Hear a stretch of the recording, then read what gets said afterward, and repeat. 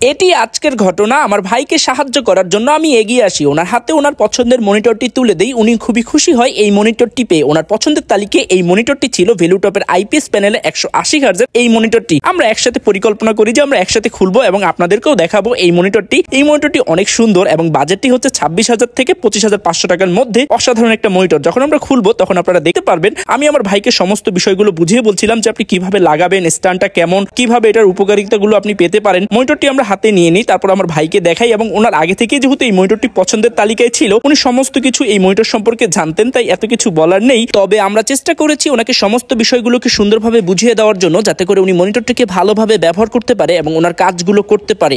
আমরা সমস্ত কিছু ওনাকে বুঝিয়ে দেই এবং আমি ওনাকে স্ট্যান্ডটা লাগিয়ে দেখিয়ে দেই যে কিভাবে আপনি লাগাতে পারবেন। আর এই হচ্ছে মনিটরটি। ওনার মনিটরটি আসলেই পছন্দের তালিকায় ছিল, যেহেতু অল্প ইনভেস্টমেন্টের মধ্যে একটি ভালো মনিটর আইপিএস প্যানেলের মধ্যে 180 হার্জের আমরাও দেখতে পারি, নিতে পারি, পছন্দের তালিকায় রাখতে পারি। আমরা পরবর্তীতে দেখবো, জানবো, শিখবো ইনশাআল্লাহ।